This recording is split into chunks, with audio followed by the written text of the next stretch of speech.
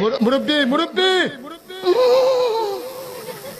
আমরা যে এটা নিয়ে এত পুরো ছড়িয়ে ফেলেছি, এখন এই যুবকরে বলে মুরব্বি মুরব্বি, মানে যুবক পোলাপান দাঁড়িয়ে উঠেনি, এরাও কইতেছে মুরব্বি। এখন এইভাবে মুরব্বি মুরব্বি বলে মুরব্বিদের নিয়ে তামাশা করা, এটা কি ইসলাম অনুমোদন করে?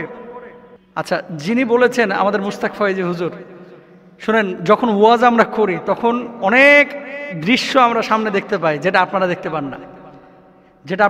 পান না, তো উনি তো সাবলীলভাবে সহজ সরলভাবে বলেছে যে মুরব্বি উঠেন না, মুরব্বি উঠেন না।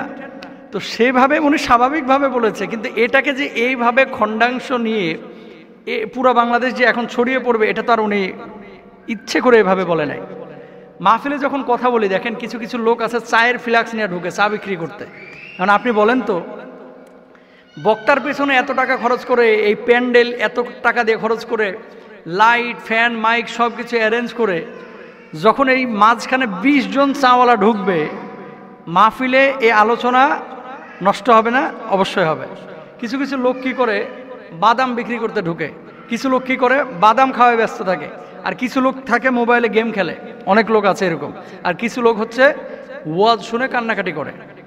এখন আপনাদেরকে একটা কথা বলি, কে কোন নিয়তে মাহফিলে যায়, মাহফিলে আসে, এটা আল্লাহ ছাড়া কেউ জানে না, বক্তাও জানে না, শ্রোতাও জানে না। বক্তা কেন যাচ্ছে, শ্রোতা কেন আসতেছে। মাহফিলে এমন কিছু সিচুয়েশন হয় যে সিচুয়েশনগুলো দেখে বক্তারও হাসি আসে, কিন্তু বক্তা হাসিটাকে চেপে রাখে। যেমন আমি দেখেছিলাম গত বছর এক মাহফিলে, যে আমার সামনে দাদা নাতি ওয়াজ শুনতে এসেছে, তো নাতি তো ছোট মানুষ, ঘুমিয়ে গেছে। তো ছোট মানুষ, নাতি যে ঘুমিয়ে গেছে, এখন শীতকাল না, তো দাদার লুঙ্গি তো বড়, দাদার লুঙ্গি এমনভাবে টাইনে সে শুয়ে রয়েছে, দাদা যে মুরব্বী মানুষ, মানে সে যে একেবারে উলঙ্গ হয়ে গেছে, তার লজ্জাস্থান উন্মুক্ত হয়ে যাচ্ছে। দাদার কিন্তু ফিকিরই নাই, ফিলিংসই নাই। মুরব্বী মানুষ, গ্রামের মানুষ, সহজ সরল মানুষ। তো এরকম অনেক দৃশ্য কিন্তু পাবলিক ফাংশনে এটা দেখা যায়। মুরব্বি বলে তিনি যে সম্বোধন করেছিলেন, উনি সরলভাবে করেছিলেন, হাসানোর জন্য করেন নাই যে আপনি উঠেন না, আপনি কি আমার অন্য হুজুর মনে করছেন, আমি কিন্তু কাউরে উঠতে দিই না।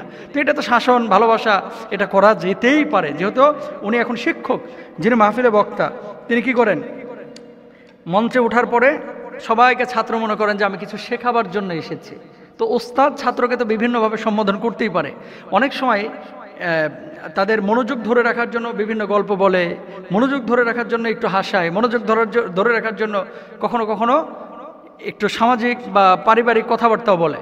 হ্যাঁ, তবে সীমা অতিক্রম যখন হয়ে যায়, অনেকে আছে না, গালি দিচ্ছে তো দিচ্ছে, ভাই গালির ওপরে পিএইচডি করে আইছে, গালি ছাড়া আর কোনো ওয়াজ নেই, উঠেই মনে করেন সুন্নি ওয়াহাবি এই সেই, মানে গালির উপরে চলতেছে।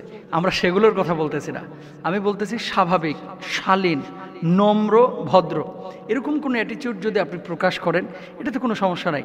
কিন্তু সীমালঙ্ঘন যখন আপনি করবেন, অবশ্যই সেখানে ক্ষতি আছে এবং এর মধ্যে পাপ আছে।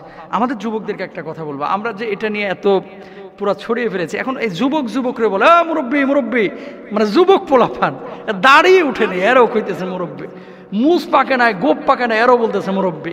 চুল পাকে না, এরও বলতেছে মুরব্বি। ছোট পোলাপান দেখলাম, ছোট পোলাপান আমার মহল্লায় নামাজে যাইতেছি, দেখি মানে একটার বয়স মনে হয় 10 বছর হবে, আর একটা 11-12 বছর, মুরব্বি এই পোলাপানই শুরু করছে। আসলে এগুলো উচিত না। এই সমস্ত জিনিসগুলো যখন হবে, মানুষের কাছে কিন্তু ভুল মেসেজ যাবে। তো আমাদের আসলে হাসি কৌতুক, এটা ইসলাম যে একেবারে হারাম করে দিয়েছে বিষয়টা এরকম না। সীমাবদ্ধতার মধ্যে থেকে আমরা এ সমস্ত কাজ করতে পারি। তবে এটাকে যেভাবে ভাইরাল করে এখন সবাইকে মুরব্বি বানায় ফেলাইতেছি, এটা ঠিক না। এটাতে মানুষ হাসি তামাশা করে, আর মোমেন হাসে কম, কাঁদে বেশি। ফালিয়াদ হাকু কলিলা ওয়ালিয়াবকু কাসীরা। মোমেন হাসে কম, কাঁদে বেশি। আল্লাহ তাআলা আমাদেরকে বোঝার তৌফিক দান করুন।